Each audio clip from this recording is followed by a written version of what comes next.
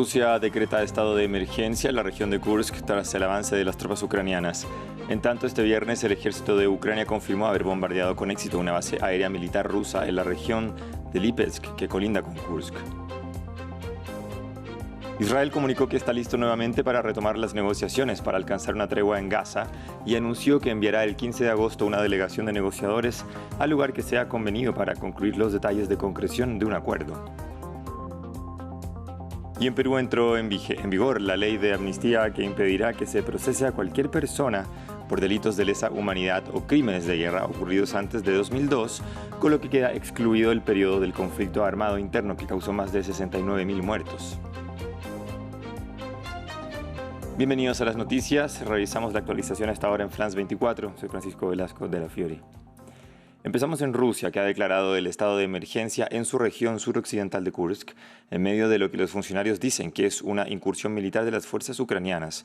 Según el Kremlin, hasta 1.000 tropas ucranianas y decenas de vehículos blindados han cruzado la frontera norte de Ucrania desde el martes y se ha informado que varios civiles han muerto y decenas más han resultado heridos mientras miles han sido evacuados. Vladimir Putin lo ha catalogado como una gran provocación, mientras que los funcionarios ucranianos aún no se pronuncian directamente. Ampliamos con el reporte de nuestra periodista en Pokrovsk, Ucrania, Emanuel Chas, con el siguiente informe.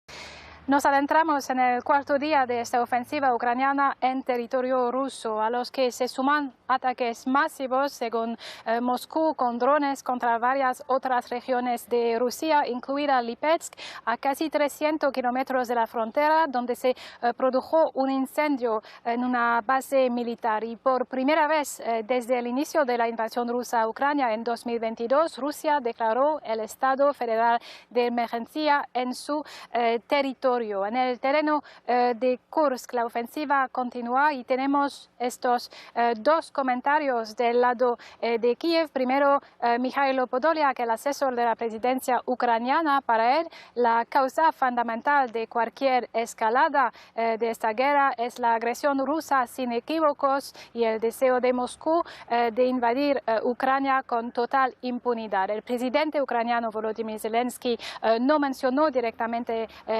la incursión de Ucrania en la región de Kursk, pero declaró que Rusia trajo la guerra a nuestro país y debería sentir lo que hizo. Estas son las palabras de Volodymyr Zelensky. Y aquí en Pokrovsk no se nota ningún cambio desde el principio de las incursiones. Aquí la guerra se traduce con bombas aéreas rusas, con misiles rusos sobre infraestructuras civiles. Por ejemplo, hace unas horas sobre un supermercado en la ciudad muy cercana de Konstantinivka.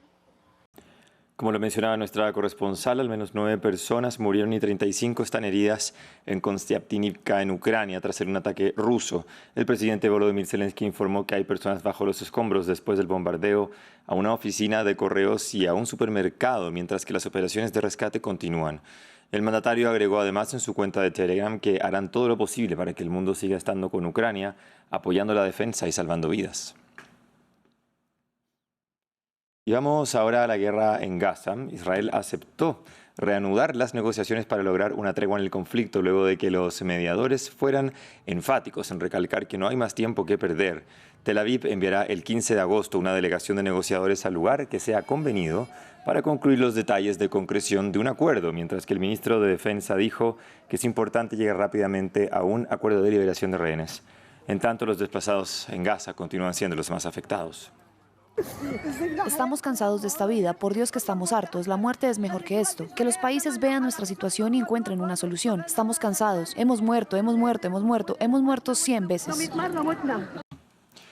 En Bangladesh, el Premio Nobel de la Paz, Muhammad Yunus, juró su cargo el jueves como jefe de gobierno interino para dirigir un proceso democrático hacia unas nuevas elecciones tras 15 años en el poder de la depuesta ex primera ministra Sheikh Hasina, después de unas protestas estudiantiles que dejaron más de 400 muertos. Los detalles a continuación en el informe. Fue en el Bangladesh Martyrs Memorial, a unos 20 kilómetros de la capital, Dhaka, donde Muhammad Yunus comenzó su primer día al frente del gobierno interino.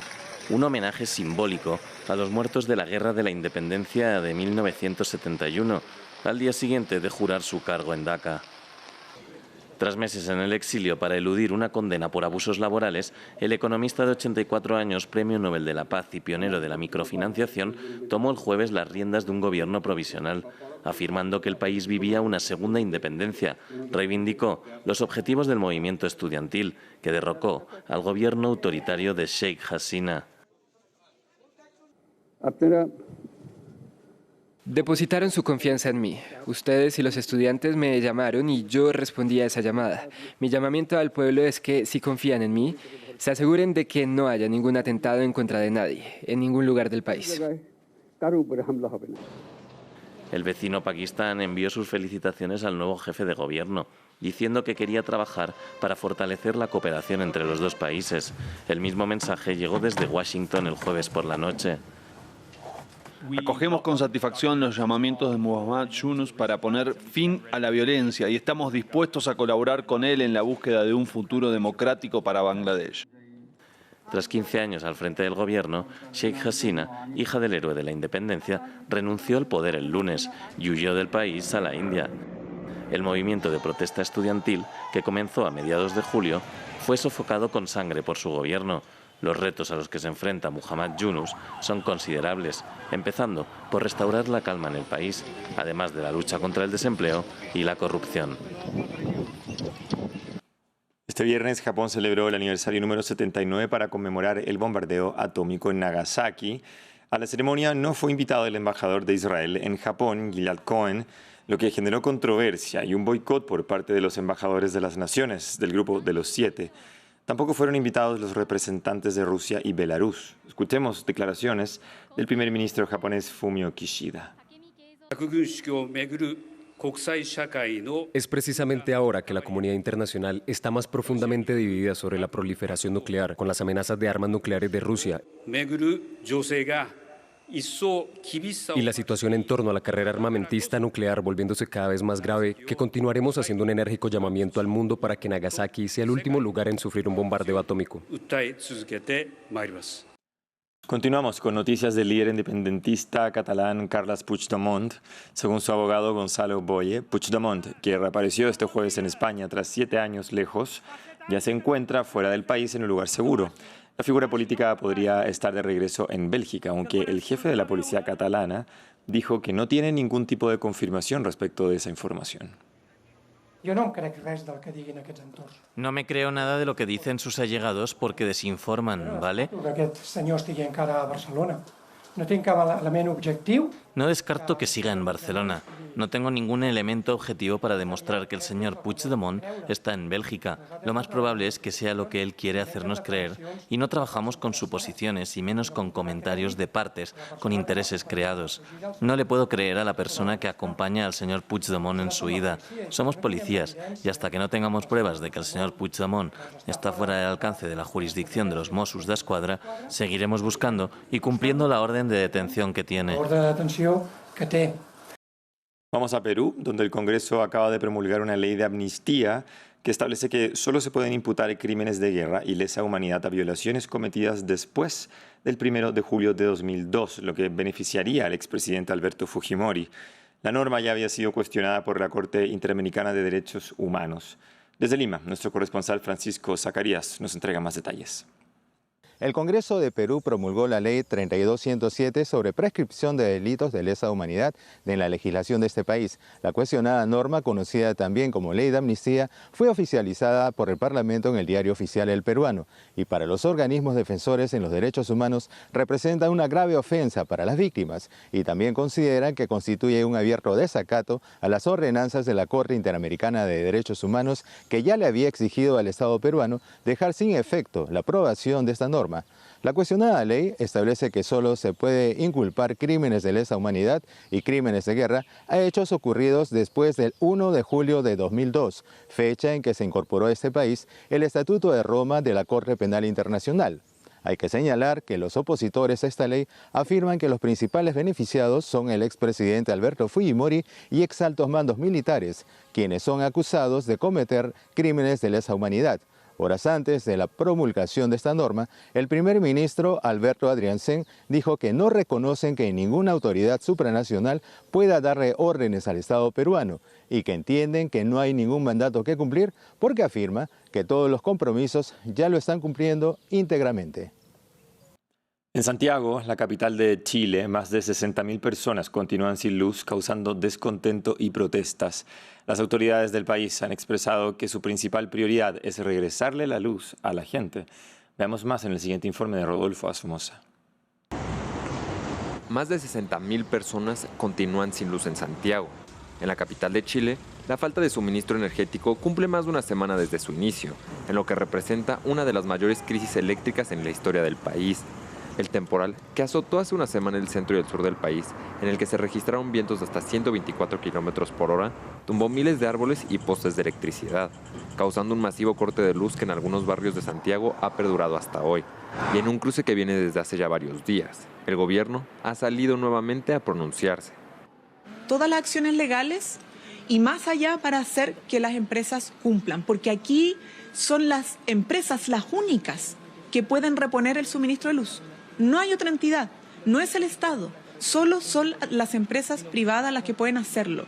Entonces, lo que nos compete a nosotros, efectivamente, en pos de lo más importante, que es que la gente tenga luz. El mayor distribuidor de energía en la capital chilena actualmente es la empresa Enel, la filial de la multinacional italiana homónima, la cual será puesta bajo revisión. Así lo dijo el mandatario chileno Gabriel Boric. Adicionalmente, el presidente ha tratado de ejercer presión internacional. Ante la cuestionada gestión de la empresa de Enel en Chile, el presidente Gabriel Boric me instruyó solicitar a nuestro embajador en Roma, Ennio Vivaldi, que tomara contacto con representantes de Enel en Italia.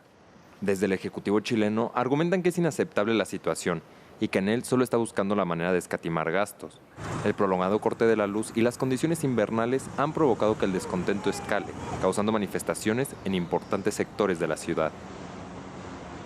Finalizamos en París con el gran triunfo de los hermanos Lebrun en el tenis de mesa de los Juegos Olímpicos. Los deportistas han sido la sensación de esta disciplina desde hace un año, con el menor de ellos a sus 17 años metiéndose en el top 10 del mundo. Natalia Ruiz Giraldo, periodista de France 24, nos cuenta los detalles desde el lugar. Félix Lebrun le ha dado la medalla de bronce por equipos en tenis de mesa a Francia tras vencer 3-2 a Japón en una verdadera batalla aquí en esta arena París Sur. La dupla francesa Simon Gauzy y Alexis Lebrun comenzaron dando el primer punto para Francia y luego fue Félix Lebrun quien consiguió también vencer a Arimoto, el mejor japonés de este equipo. Lebrun de hecho ya lo había vencido 2 veces este año, pero las cosas no fueron tan fáciles. De hecho ya en el último de los encuentros tuvo que remontar 5 puntos para darle el segundo punto a Francia, pero luego fueron los japoneses por supuesto que respondieron muy aguerridos ellos, así que Togami y Arimoto dieron los 2 puntos para poner las cosas 2-2 y todo tuvo que definirse en un quinto encuentro entre Félix Lebrun y Shinosuke Hiroto. Difícil este último partido, complicado también para Lebrun, había muchos nervios, también muchas ganas ya de sentir que podía dar esa medalla a su equipo. De hecho tuvo 3 oportunidades para dar el punto para la medalla y las desperdició, pero en la cuarta fue la vencida y una explosión de alegría aquí en esta arena París Sur, por supuesto de los 2 hermanos Lebrun abrazándose, de Simon Gauzy llorando de alegría también, una gran celebración con el equipo, todo su staff que estaba aquí presente y por supuesto Félix Lebrun que a sus 17 años ya tiene 2 medallas, una de bronce por individual y la que ha ganado hoy por equipos. Un gran momento para Francia que antes no había conseguido estas 2 medallas en unos Juegos Olímpicos, pero todavía nos queda la final, eso sí que se disputará esta noche entre Suecia y los grandes favoritos, China. Bueno, y con este triunfo y desde París cerramos este bloque de noticias. Antes quiero invitarlos a que revisemos nuestro sitio web, que lo van a ver ahora en pantalla. Ahí pueden encontrar toda la información que revisamos en los titulares. Por ejemplo, están viendo la noticia que le estábamos comentando respecto de la guerra, entre Rusia y Ucrania, y al lado derecho pueden ver el último minuto, todo lo que va ocurriendo en los últimos minutos, donde vamos actualizando con nuestro equipo de web para que estén siempre bien informados. Y lo que ven ahora, de hecho, son temáticas acerca de la guerra en Gaza y también la tensión en Venezuela que no termina de subir. Todos invitados entonces a visitar nuestro sitio web. Por ahora nos despedimos. Quédense en France 24, ya regresamos.